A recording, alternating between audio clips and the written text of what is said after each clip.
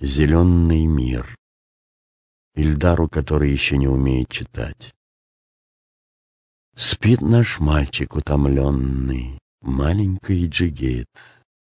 До полей прибой зеленый за окном шумит. Все дома и все заборы от росы седые, небо синие и горы, и сады, сады.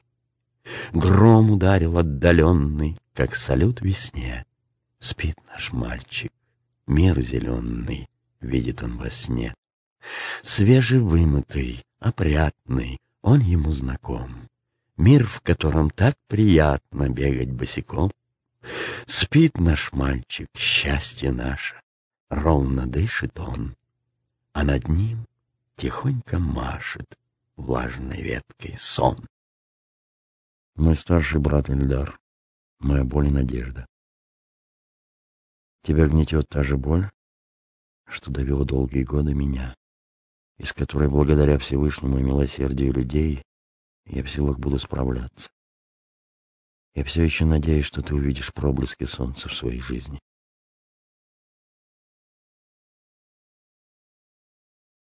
Из письма Пастернака. Я давно сказал вам, что очень люблю вас и верю в вас. Эта вера не прошла у меня. Я всем про вас рассказываю.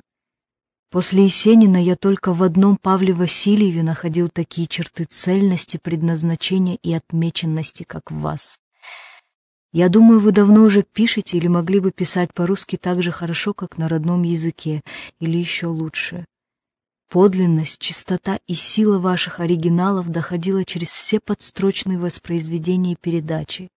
Значит, она лежала не в привычной повседневной прелести и документации народно-речевого оборота, а перерастала их и коренилась в образном содержании сказанного. Когда-нибудь и я, как все, умру, и никуда от этого не деться. И все же снег, что выпал поутру, меня сегодня радует, как в детстве. Давно промчались юные года, того здоровья нету и в помине, и все-таки красивее никогда мне не казались гроздья на рябине. Слова любви, они стары, как звезды, а может быть, еще древнее звезд. Но я шепчу их, будто нынче создал, и в первый раз невнятно произнес. Пусть до того, как появился голос, звучали те слова, что и сейчас звучат, они свежи, как свеж зеленый колос, что в первый раз созрел 100 000 лет назад. Поэт Востока женщину любил, и помнит человечество доселе, что первым он глаза ее сравнил с глазами недоверчивой газели.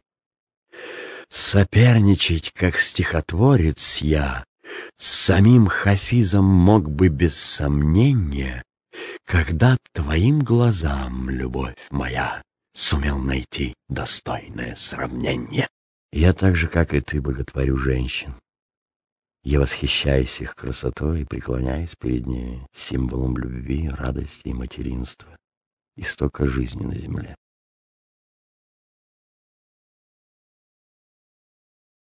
Над камнем раненным я горевал. Хотелось мне, чтоб снова утром ранним на нем росли цветы и луч играл. Я горевал о том, что камень ранен. Над деревом, сраженным топором, грустил. Хотелось мне, чтоб в теплом свете оно, как прежде, осеняло дом, и чтоб в тени его резвились дети.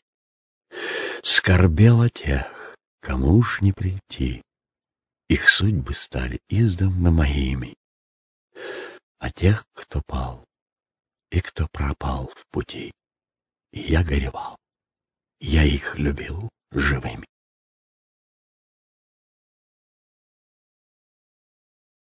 Из письма Бориса Пастернака. Вот что я думаю о национальных литературах.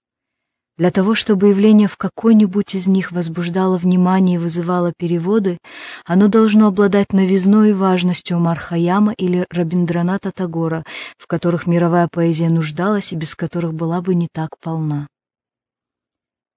Я вам пишу так много на эту тему для того, чтобы сказать, что между природным фактом вдруг зарождающегося произведения на малораспространенном языке, явления большой личности, и 50 национальными литературами в одно и то же время искусственно возникающими, искусственно поддерживаемыми из политических соображений, к тому же еще, может быть, мнимых и ошибочных, огромное расстояние.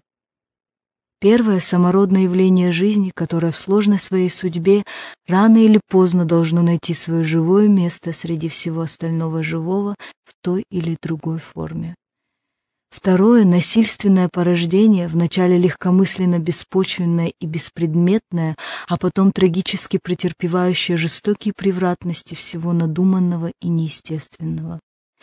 Доверяйтесь самому светлому и сильному в себе, Кайсын, самому дальнобойному, не боясь расстояний и трудностей, куда оно вас занесет, и не считаясь распространенными представлениями, какими бы проверенными и неопровержимыми они ни казались.